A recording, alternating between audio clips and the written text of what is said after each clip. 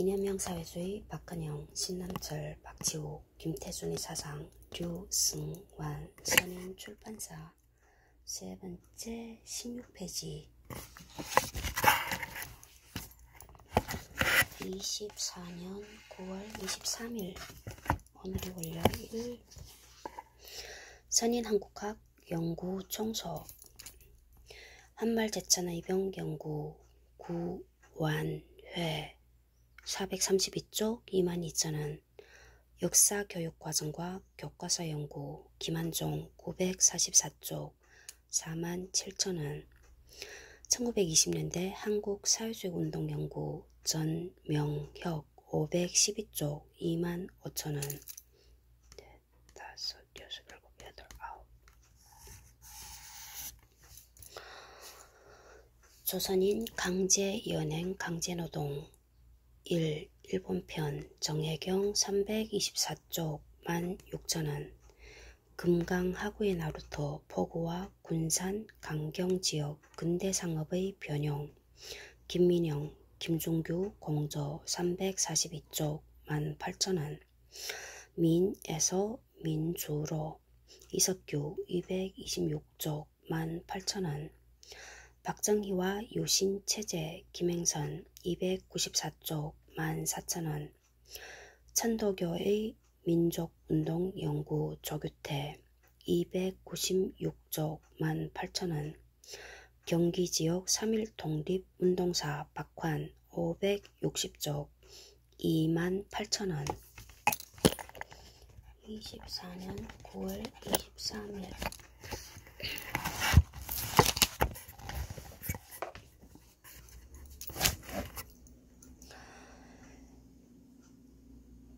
근대성에 관한 문제는 오늘날의 한국 철학에서 여전히 제기되는 화두이다. 동아시아의 근대 형성에 있어서 사회주의 사상의 역할을 빼놓을 수 없다. 사회주의는 동아시아 근대 사회의 모든 분야에 걸쳐 커다란 영향을 미쳤다. 동아시아의 근대 이해에 있어서 사회주의에 대한 이해는 필수 조건이며 이는 한국도 마찬가지이다. 조선의 사회주의도 식민과 분단으로 이어지는 근대화 과정에서 형성된 하나의 사회적 역사적 의식이었다. 동아시아의 근대 전환기에는 전통 사상과 서구 사조가 합류하면서 다양한 근대 사상이 형성되었다. 밀려오는 외세 앞에서 전통적 지식인들은 실천적 대응을 통하여 자신들의 사상을 정립하려 하였다. 이 사상사적 흐름 가운데 스스로를 현실에 관한 사회적 의식으로 규정했던 사회주의라는 이념이 의연히 존재하였다. 근대성에 대한 해석에 있어서 사회주의에 대한 이해는 필수 조건이라는 사실은 한국에서도 마찬가지로 적용된다. 조선의 사회주의도 식민과 분단으로 이어지는 근대화 과정에서 형성된 하나의 사회적 역사적 의식이었으며 부정할 수 없는 역사적 역할을 수행하였다. 그럼에도 불구하고 오랫동안 객관적 조명을 받지 못해왔고 그 사이에 수많은 사상가와 사상이 흔적 없이 사라졌다. 일제하와 해방 공간을 관료하며 새로운 시대를 위해 기꺼이 자기 희생의 길을 갔던 이념형 사회주의도 여기에 해당된다. 이들의 사상에 대한 배제는 우리 사회가 겪은 식민과 분단의 체험이 한국 사상사 속에서 이성적으로 성찰되지 못하고 망각됨을 뜻한다. 이 역사적 망각은 분단체제의 이데올로기적 모순 구조와 연관되어 있다. 이들의 사상은 정치적 이유로 지난 60년간 남북에서 동시에 잊혀져 왔다. 이들의 사상에 대한 재평가와 정당한 자리매김은 한국 근현대 사상사의 새 지평을 전망하며 나아가 동아시아의 근대를 올바르게 이해하는 첫걸음이 될 것이다. 모든 문제 해결의 단서는 그 문제 자체와 함께 주어진다는 말처럼 수많은 시행착오와 오류의 가능성을 감수하고서라도 누군가는 이 새로운 지평으로 한 걸음 다가가야 한다. 이러한 생각을 가지고 글쓴 이는 역사적, 정치적으로 패배한 사회주의자들은 어떤 생각을 가지고 무엇을 이루려 하였는가에 대한 해답을 찾아보고자 한다.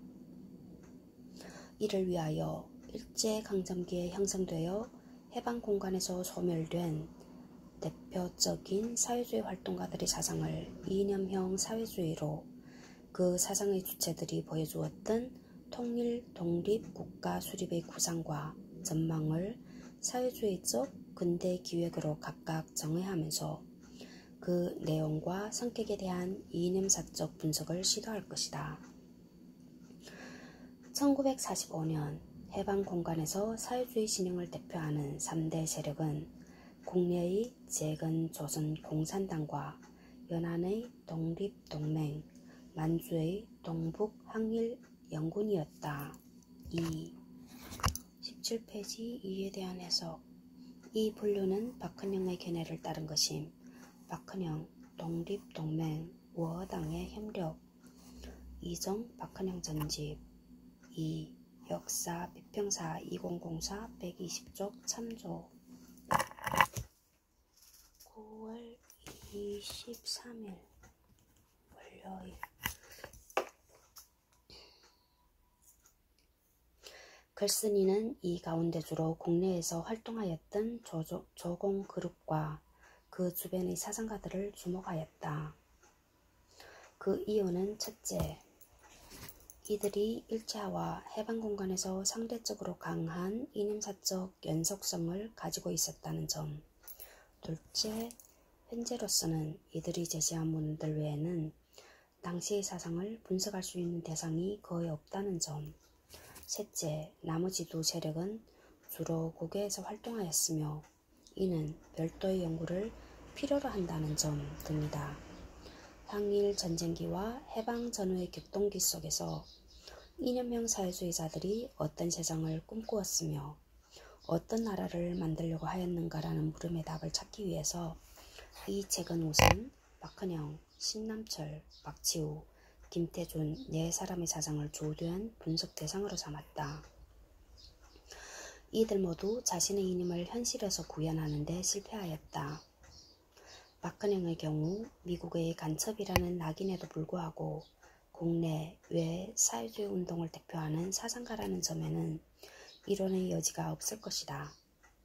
그의 이름이나 또는 조선공산당 중앙위원회의 명의로 해방 직후 발표된 현 정세와 우리의 임무 8월 태제, 조선민족문화건설의 노선 잠정안, 조선 현대사 3부작 등의 저술은 사회주의적 근대기획을 집약한 것으로 볼 수 있다. 박헌영은 나머지 세 사람과 직간접적으로 얽힌 관계의 중심에 서 있었고 조선 사회주의 운동의 이론과 실천을 대표하는 사상가였다는 점에서 그의 사상은 본격적 검토를 기다리고 있다. 여기는 김계남,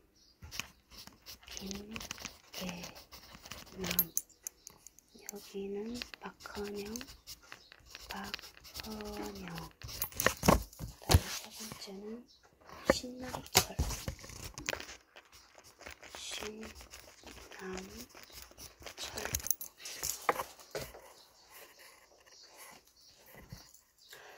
신남철, 박치우, 김태준 세 사람은 경성제대 내의 진보적 청년학자들이면서 해방공간에서도 직접 실천활동에 투신한 사상가들이다. 신남철과 박치우는 경성제국대학에서 철학을 전공한 학자들로서 철학과 문학, 저널리즘과 학술의 경계를 넘나들면서 활동하였다. 그들의 저술과 실천은 해방기 학계의 동향과도 밀접한 관련을 가지고 있다.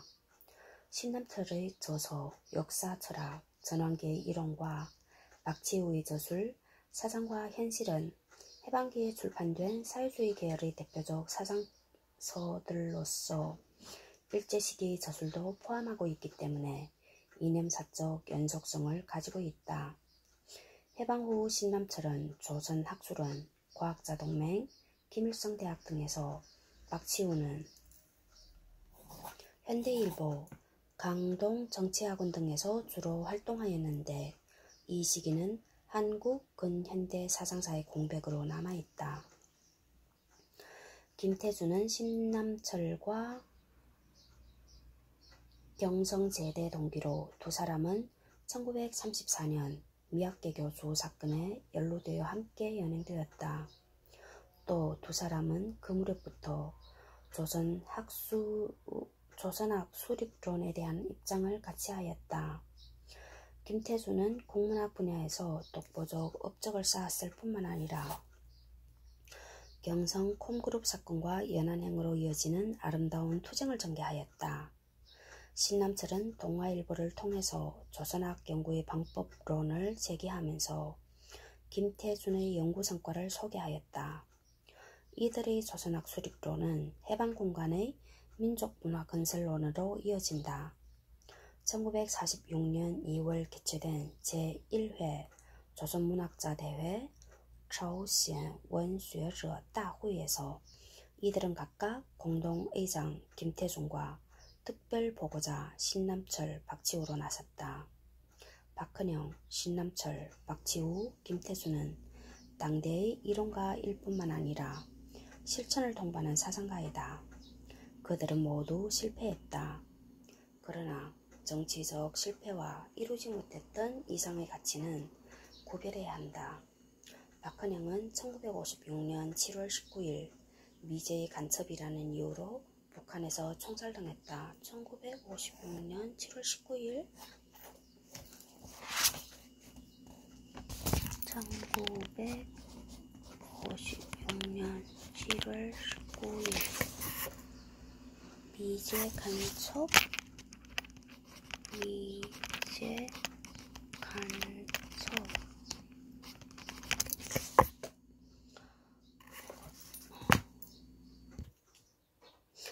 신남철은 1958년 3월 제1차 당대회에서 자유주의자로 비판당한 후 심적 고통으로 사망했다고 전해진다. 신남철 1958년 3월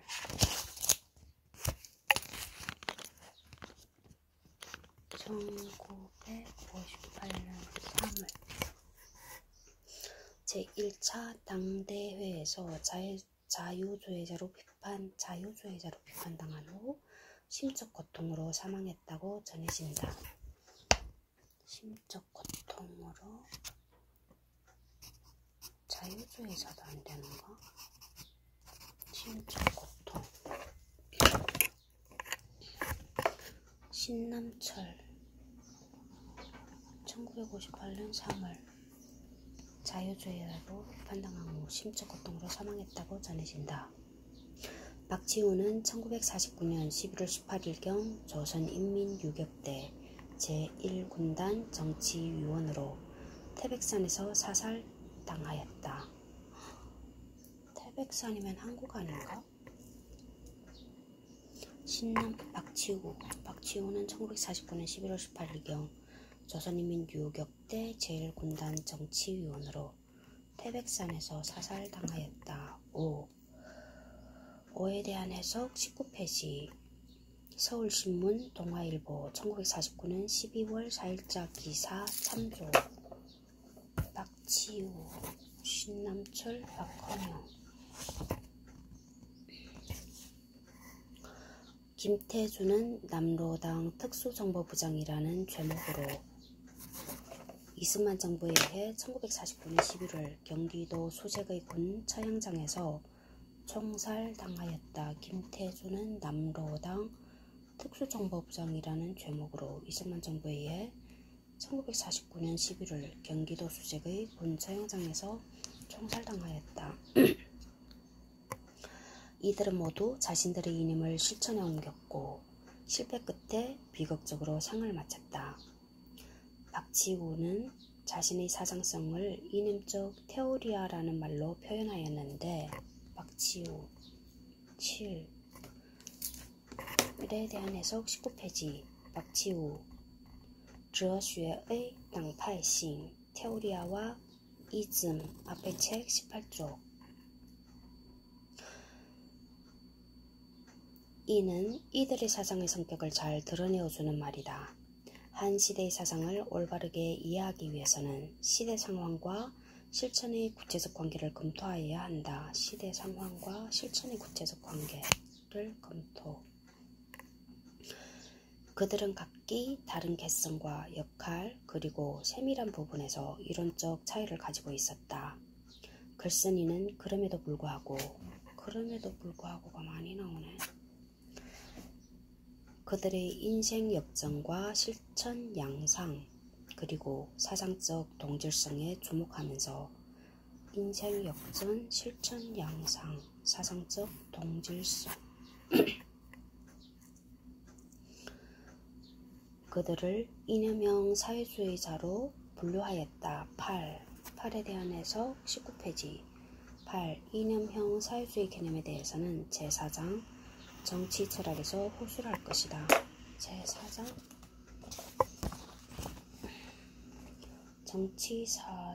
정치 철학 이념형 사회주의 225페이지 이슬 민주주의 정치 철학 265페이지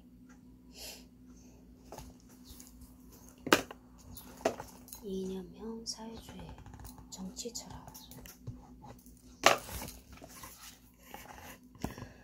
그리고 그들이 보여준 이론과 실천의 동일성과 차이점을 분석하기 위한 틀로서 역사 철학, 정치 철학, 민족문화 건설론의 세 범주를 설정하였다. 통상 사회주의 사상을 대상화한다면 레닌이 막스주의 3대 원천으로 지적했던 것처럼 독일의 고전 철학, 영국의 정치 경제학, 프랑스의 공상적 사회주의에 각각 조응하는 변증법적 유물론과 정치 경제학, 비판, 그리고 과학적 사회주의로 나눠볼 수 있다. 독일의 고전 철학, 영국의 정치 경제학, 프랑스의 공상적 사회주의에 각각 조응하는 변증법적 유물론, 정치 경제학 비판, 과학적 사회주의로 나누어 볼 수 있다. 그런데 이러한 범주들을 사회주의적 근대기획 분석에 곧바로 적용하기에는 적합성이 떨어진다. 왜냐하면 이 범주들은 사회주의적 세계관 자체를 분석하는 전제이기 때문이다. 세 구성 요소가 개별 사상가들의 사상 분석, 즉 사회주의 자체를 검토하는 데에는 필수적이지만 사회주의적 근대기획을 분석하는 틀로서는 적합하지 않다. 식민지 조선의 사회주의사들이 막스의 변증법적, 역사적 유물론이나 정치 경제학 비판에 대해서 사상적 이견을 가지고 있다면 그것은 오히려 특수한 경우일 것이다. 대부분의 사회주의자들은 막스주의를 전제하고 있었다. 막스주의에 대한 이론적 편차는 다른 범주의 문제일 것이다. 식민지 시대, 항일 전쟁기와 해방기를 일관하여 조선의 사회주의 사상가들이 고민했던 것은 막스주의 자체에 대한 문제가 아니라 조선의 특수성에 따른 막스주의 일반 법칙의 구체화 문제였다. 정확하게는 사회 성격과 민족 통일 전선을 중심으로 하는 전략, 전술 논쟁이었다. 따라서 사회주의적 근대기획의 핵심 쟁점은 이러한 전략, 전술의 적용, 다시 말해서 구체적 실천 방향의 문제였다. 이러한 이유에서 조선의 사회주의적 근대기획에 대한 분석은 세계사 발전의 보편성과 특수성 차원에서 접근되어야 한다. 다만 여기서 별도로 고려되어야 할 것은 레닌주의다. 그것은 코민테른과 러시아 사회주의가 조선과 동아시아 사회주의 운동에 미친 영향 때문이다. 이러한 사항들을 고려하여 이 책에서는 사회주의적 근대기획의 내용과 성격을 분석하는 틀로 역사 철학, 정치 철학, 민족 문화 건설론의 세 범주를 설정하였다. 이를 통한 분석의 과정에서 러시아 사회주의와 관계되는 부분은 사회주의 수용사 또는 사상사의 차원에서 다루어 나가고자 한다. 이외의 세 범주를 설정한 이유를 압축해서 설명하자면 역사 철학은 근대성에 대한 이해이며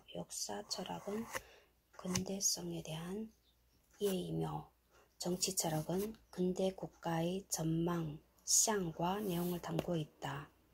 그리고 민족 문화 건설론은 그들이 지향했던 근대 국가의 전망이 유일하게 구체화될 수 있었던 실천 지점이었다. 글쓴이의 고민은 이데올로기의 모순적 공존에 대한 의문으로부터 시작되었다. 대립적으로 공존하는 분단 이데올로기의 이면에는 늘 부정당하면서도 결코 부정되지 않는 이념사적 주체가 있다. 분단 체제하에서 빨갱이인 동시에 미제의 간첩으로 낙인, 러인된 조선공산당 계열 사상가들의 이론과 실천, 사상이 그것이다. 일제 통치하에서 해방 공간에서 조공 그룹이 펼쳤던 불려불굴의 투쟁은 남북 언어 체제에서도 공식적으로 인정되지 않고 있다. 여기에 이데올로기의 모순적 공존 구조가 있다. 이 모순 구조에 가려진 사회주의 운동의 이념적 흐름을 정당하게 재평가하는 작업이 필요하다. 역사에서 실패한 조선의 이념형 사회주의자들이 어떤 생각을 가지고 어떤 나라를 만들려 했던가 하는 큰 문제를 사회주의적 근대 기획이라고 한마디에 담아내었다. 그리고 그들의 사상을 재구성하기 위한 얼개로 역사 철학, 정치 철학, 민족 문화 건설론이라는 새 기둥을 세웠다. 그동안 이들의 사상은 분단이 빚어낸 이데올로기적 모순 구조 속에서 존재가 부정되어 왔다. 이에 대한 조명은 남과 북, 전통과 근대로 단절된 한국 근현대 사상사의 디딤돌을 놓는 작업이 될 것이다. 이 작업을 통하여 글쓴이는 사회주의적 근대기획의 내용과 성격을 분석하고 그 합리적 핵심을 도출하려 한다. 즉, 국내 사회주의 사상운동의 대표적 이론가들이 구성하였던 근대기획의 논리를 사상사적 맥락에서 검토하려는 것이다. 사상을 이론과 실천의 통일로 정의한다면 시대와 더불어 사라진 사람들의 사상도 역시 당대의 현실에 관한 사회적 의식인 동시에 역사적 실천이었다. 비록 그들의 사상은 현실에서 사라졌지만 그 실체성은 부정하기 어렵다. 보다 근본적 차원에서 본다면 그들의 이론과 실천을 집약하는 궁극적 목표는 근대화라고 할 수 있다. 그들은 조선의 근대화를 위해 사회주의 이념을 수용하였다.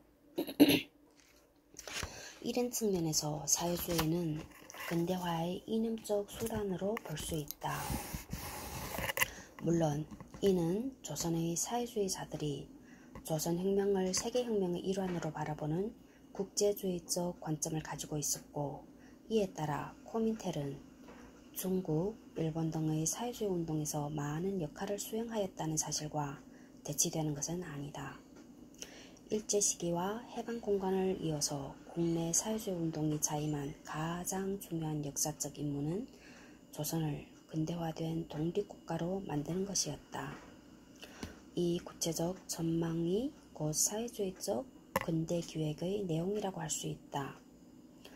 그렇다면 그들이 추구했던 통일독립국가, 인민의 새나라는 어떤 전망을 가지고 있었을까? 그들이 추진하였던 근대화 노선의 밑바닥에는 세계사의 보편성과 조선의 특수성의 통일이라는 방법론이 공통적으로 들어있다. 이 방법론은 이념형 사회주의자들이 지향하였던 근대화의 전망과 실천에서도 나타난다.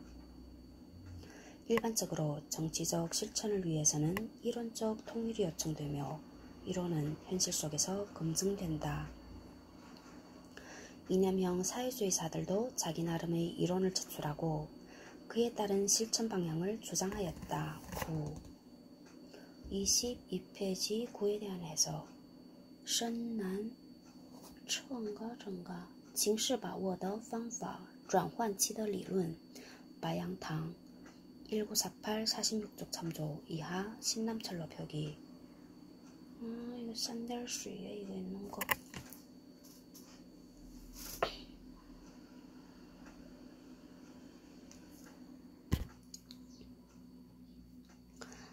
이때 구체적인 방향성의 차이가 있을 수 있으나 글쓴이는 그들 사상이 막스, 레닌주의 전제하에서 어떤 공통분모를 가지고 있으며 그것은 어떤 성격으로 규정될 수 있는가라는 문제에 초점을 맞추었다. 이에 따라 위에서 설정한 세 범주들 속에서 그들의 사상이 상호 교호하면서 어떻게 실천적, 논리적 연관성을 가지는지를 분석하려 한다. 물론 그들 사이의 차이점에 대해서도 가능한 한 다룰 것이다. 사회주의 근대기획의 성격은 내적, 외적 시대 상황으로부터 도출될 수 있다. 그들의 사상은 외적으로는 식민주의 근대화론에 대한 대항, 对抗 담론이었고 내적으로는 전, 前 근대적 사회구조를 극복하기 위한 대안, 代案 담론이었다. 이 과제는 통일 독립국가 수립이라는 목표로 집약된 것이다. 일본 제국주의 침략이 조선의 지식인 사회에 던진 화두는 근대화라고 할 수 있다.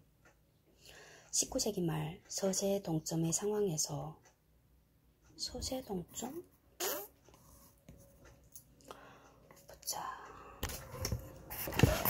서세 동점이란 시, 시, 동지엔 서양 세력을 차차 동쪽으로 동쪽으로 옮김 시시 동지엔 일본어로는 뭐지? 일본어로 안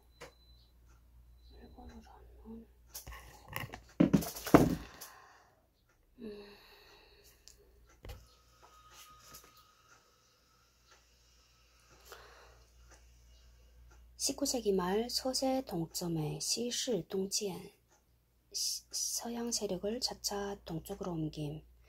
서세 동점의 상황에서 동아시아의 근대화의 과제가 제시되었고 일본은 동아시아에서 유일하게 자본주의적 근대화에 성공하면서 조선을 식민지화했다.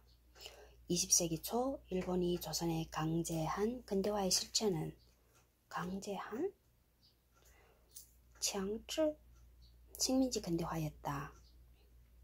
이에 따라 조선의 전통적 지식인은 전통 사상을 고수하면 근대적 세계 문명으로부터 도태되고 자본주의적 근대화론을 수용하면 식민지로 전락되어 민족 주체성이 상실되는 모순적 상황에 직면하게 되었다. 조선의 지식인들은 자연스럽게 근대화의 새로운 대안을 모색하게 되었다. 이 상황에서 때마침 일어난 러시아 혁명은 사회주의를 주목하게 만들었다. 러시아 혁명. 그리고 중국 사회주의 운동의 발흥과 일본 사회주의자들의 조선 독립 지지 등은 사회주의에 한층 더 호소력을 부여하였다.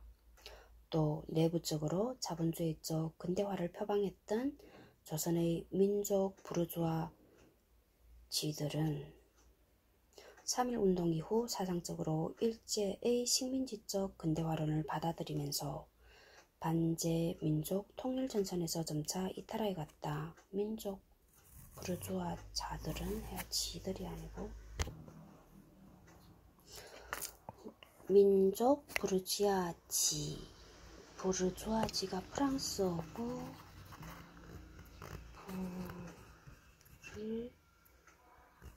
부르주아지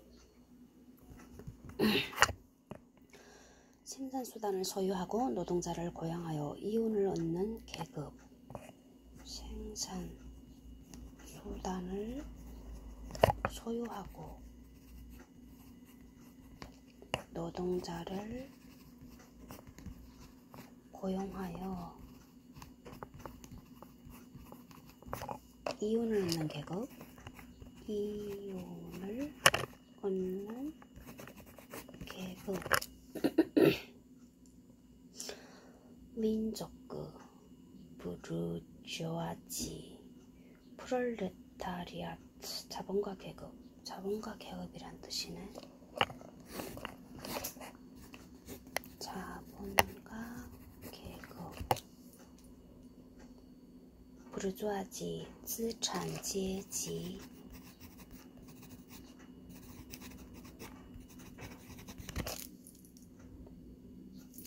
그 반대말은 노동자 계급. 노동자阶级.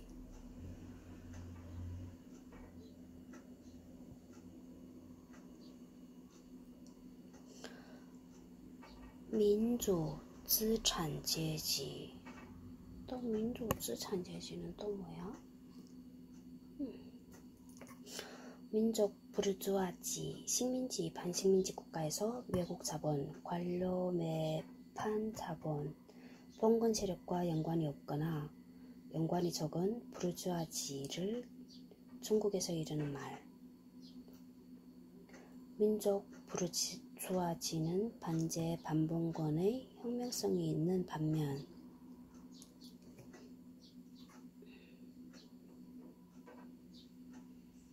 노동대중의 역량 강화를 두려워하여 동요성, 타협성, 연약성을 가지고 있다.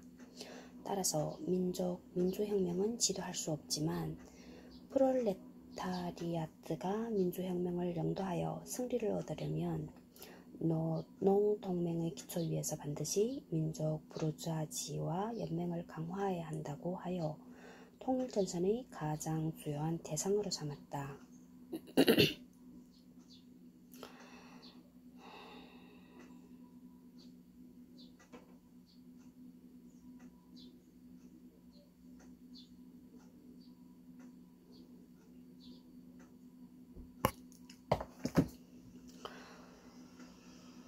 또 내부적으로 자본주의적 근대화를 표방했던 조선의 민족 부르주아지들은 3.1운동 이후 사상적으로 일제의 식민지적 근대화론을 받아들이면서 반제민족 통일전선에서 점차 이탈하여 갔다.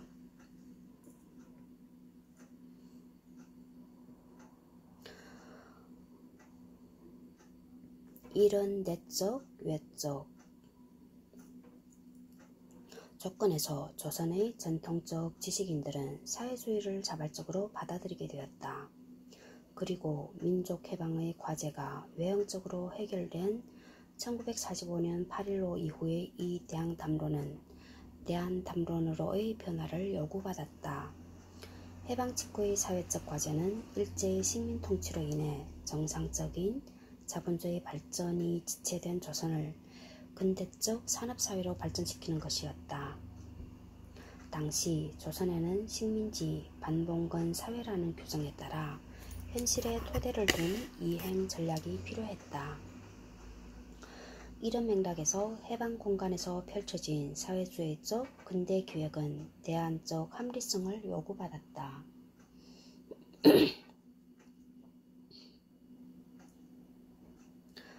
사회주의적 근대 기회의 또 다른 특성은 민족문화건설론에서 나타나고 있다.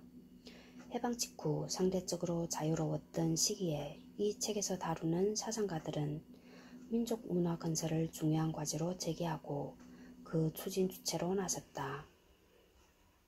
민족문화건설은 한편으로는 계급을 내세운 프롤레타리아트 문화론과 다른 한편으로는 전통만을 고집하는 보수적 민족주의와 구별되는 선을 긋고 있다. 이는 정치 철학에서 그들이 공유한 인민민주주의 혁명론이 곧바로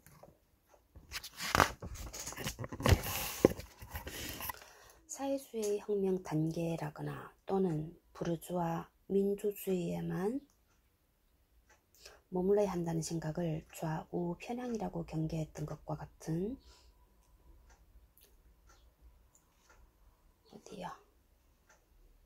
맥락에서 이해될 수 있다. 남북한에서 그들의 이미지는 빨치산과 미제의 간첩으로 굳어져 있지만 이러한 이미지를 형성하는 결정적 근거인 무장투쟁은 그들이 원해서였기보다는 당시의 정치적 상황이 강제한 불가피한 선택이었다. 오히려 해방 공간에서 그들이 능동적으로 기획하고 실천적으로 구체화할 수 있었던 대안적 영역은 문화예술이었다. 그들이 거의 유일하게 능동적으로 기획하였던 제1회 조선문학자 대회에서 천명된 방침은 문화적 근대성에 대한 그들의 모색을 잘 나타내고 있다. 해방 공간의 민족 문화 건설론은 일제 시기의 조선학 수립론과 함께 이념형 사회주의 사상사적 연속성을 보여주고 있다. 이상에서 이념형 사회주의를 사상적으로 살펴보아야 하는 이유와 이를 분석하기 위한 세 가지 범주를 제시하였다. 앞으로의 논의를 통하여 이념형 사회주의가 추구한 사회주의적 근대기획의 내용과 성격 그리고 현재적 의미를 생각해보려 한다. 25페이지 제1장 박헌영 시대의 사상가들 2절 이제까지의 연구들. 이 책에서 다루는 문제의식을 정면으로 다룬 연구는 그다지 많지 않다. 다만 이 주제와 관련하여 개인에 대하여 또는 각 학문 분과에서 진행된 연구 성과들이 있다. 이 책에서는 이 선행 연구들을 세 부분으로 나누어 검토하였다. 그리고 본론에서 크게 다루지는 않지만 이념형 사회주의 개념 설정과 관련하여 주체 사상에 대해서도 간략히 고찰하였다.